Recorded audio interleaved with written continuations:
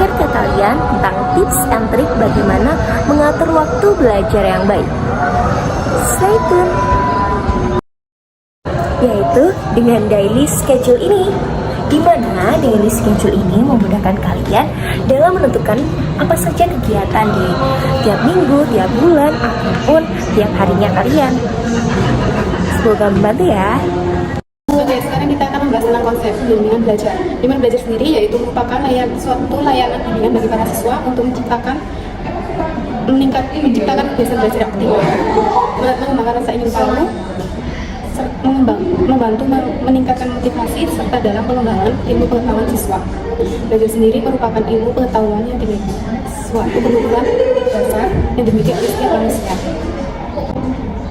Dengan belajar, manusia dapat menguasai hal-hal yang baru, dan tanpa belajar, manusia tidak dapat menemukan potensi dirinya. Penguasaan hal-hal baru merupakan tujuan belajar dalam mencapai sesuatu, dan ketika manusia mencapai sesuatu yang baru, maka terjadi perubahan aspek entah dari psikomotorik, kognitif maupun afektif. Halo, saya akan menjelaskan mengenai manfaat dan tujuan adanya daily journal sebagai perantara dan media dalam bimbingan konseling dalam bidang belajar.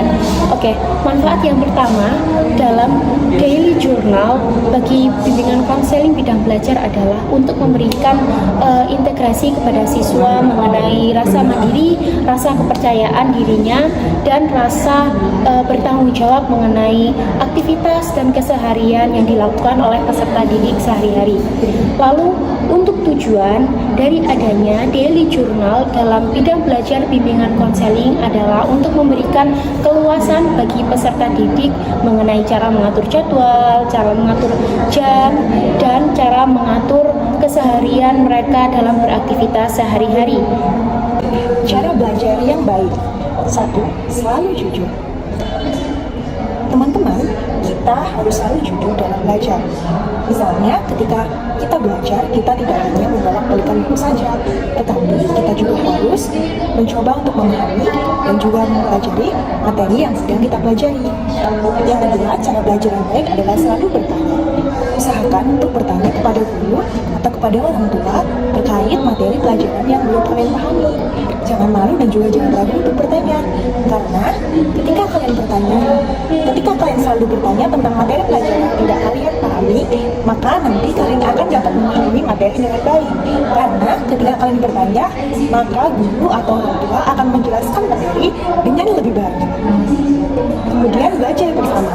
Kalian dapat belajar bersama dengan teman, baik hanya satu orang, sebagai kelompok kecil, ataupun dalam kelompok besar yang di dalamnya terdapat beberapa orang.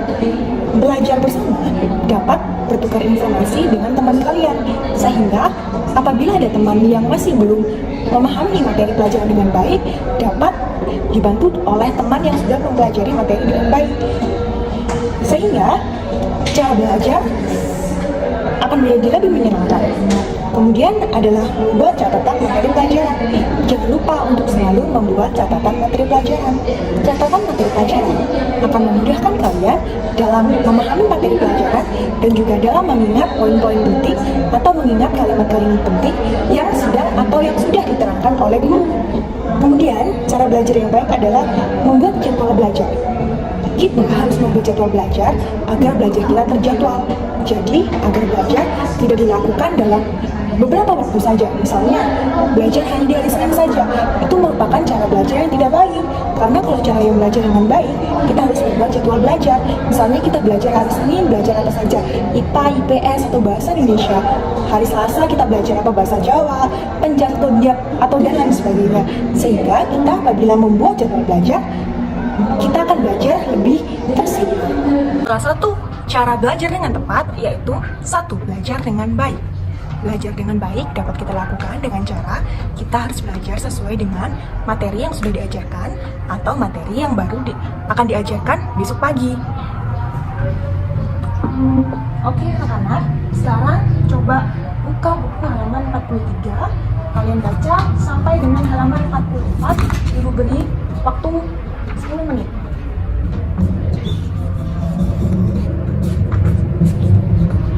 Perhatikan cara belajar yang dilakukan oleh teman kita Camelia dan teman kita Vanessa. Cara belajar dengan baik yaitu seperti Camelia. Camelia membaca secara runtut bacaan yang ada di buku sesuai dengan apa yang diinstruksikan oleh guru. Sedangkan yang dilakukan Vanessa itu merupakan cara belajar yang tidak baik. Karena apa? Karena Vanessa tidak melakukan instruksi yang benar dari guru. Ia hanya membolak-balikan buku saja, melihat gambar-gambar dan tidak membaca dengan baik. Kedua, yaitu selalu bertanya. Apabila kalian menemukan suatu bacaan yang tidak kalian mengerti maknanya, kalian boleh bertanya dengan teman sebayanya atau dengan guru.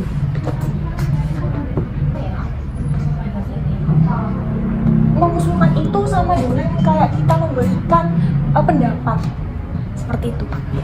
Yang dilakukan oleh Camelia merupakan salah satu contoh belajar dengan baik, yaitu selalu bertanya. Ia bertanya kepada guru tentang kata-kata yang tidak ia mengerti pada buku PKN yang sedang ia baca, yaitu tentang mengusulkan. Ketiga, belajar bersama.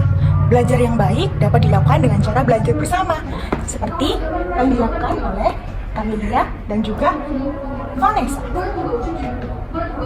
Cici atau Camelia dan juga Vanessa melakukan belajar bersama. Melakukan belajar bersama tidak hanya bisa dilakukan dengan 2 orang saja. Melakukan belajar bersama dapat dilakukan dengan kelompok yang besar, dengan jumlah yang lebih banyak. Kemudian, cara belajar yang baik dapat dilakukan dengan membuat catatan materi pelajaran. Setelah kita belajar, kita harus membuat catatan materi pelajaran. Atau ketika di sekolah, ketika guru sudah menjelaskan tentang materi yang sudah dipelajari, kita bisa membuat catatan materi pembelajaran. Untuk apa membuat catatan materi pembelajaran? Untuk memudahkan kita mengingat kembali materi apa yang sudah kita pelajari hari ini. Kemudian, cara belajar yang baik yaitu membuat jadwal belajar.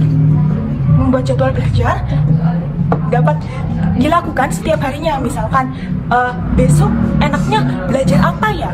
Dapat PR apa? Jadi bisa ditulis.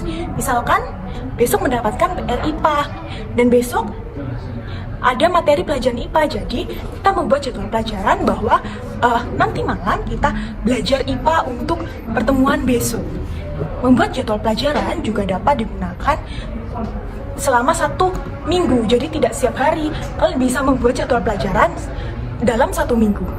Seperti itu adalah cara belajar yang baik yang dapat kalian praktekkan baik di rumah maupun di sekolah. Berikut ini saya akan menjelaskan mengenai planner. Terdapat 5 planner yaitu daily planner, weekly planner, daily schedule, monthly, dan urgent daily. Daily planner ini dipergunakan untuk menyusun jadwal harian. Dalam planner ini terdapat kolom hari sesuai hari yang akan dijalani, prioritas yang akan dilakukan seperti kegiatan yang akan diutamakan, berbagai hal yang akan dilakukan, hal-hal yang harus diingat, dan catatan tambahan. Lalu, weekly planner. Weekly planner ini digunakan untuk menyusun jadwal mingguan. Dalam planner ini terdapat 7 hari dalam seminggu dan catatan tambahan. Planner ini diisi dengan kegiatan para siswa sesuai harinya. Lalu, daily schedule. Daily schedule ini dipergunakan untuk menyusun jadwal harian sesuai dengan jam agar hari-harinya siswa tertata dengan baik. Lalu, monthly. Monthly ini digunakan untuk menyusun jadwal bulanan. Dalam monthly dapat dicantumkan kegiatan yang akan dilakukan sesuai dengan tanggal pada bulan Mei misalnya. Terdapat juga kolom kegiatan yang akan dilakukan tiap bulan, lalu kebutuhan pribadi tiap bulan. Yang terakhir yaitu urgent daily.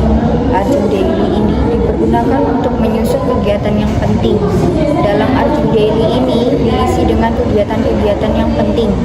Kolom action item diisi dengan kegiatan yang akan dilakukan. Kolom in charge diisi dengan progres kegiatan yang dilakukan, lalu due date yaitu seperti deadline atau tanggal maksimal untuk dikumpulkan. media belajar dan daily journal kita itu ada yaitu spinner schedule, di mana spinner schedule ini bisa kalian buat untuk menentukan apa kegiatan yang akan kalian lakukan nantinya. Bisa kalian tulis di sini apa yang akan kalian lakukan, misalnya bermain atau belajar ataupun apapun yang akan kalian lakukan nantinya. Nah, itu kalian bisa menggunakan ballpoint atau pensil ataupun alat yang lainnya untuk di spin schedule ini. Nah, nanti ballpoint itu akan menunjukkan apa yang harus kalian lakukan pada saat itu. Jadi kalian tidak usah bingung lagi untuk memilih kegiatan apa yang ingin kalian lakukan ketika kalian sedang jenuh ataupun bingung akan melakukan apa nantinya. Semoga membantu kalian dalam belajaran. Terima kasih.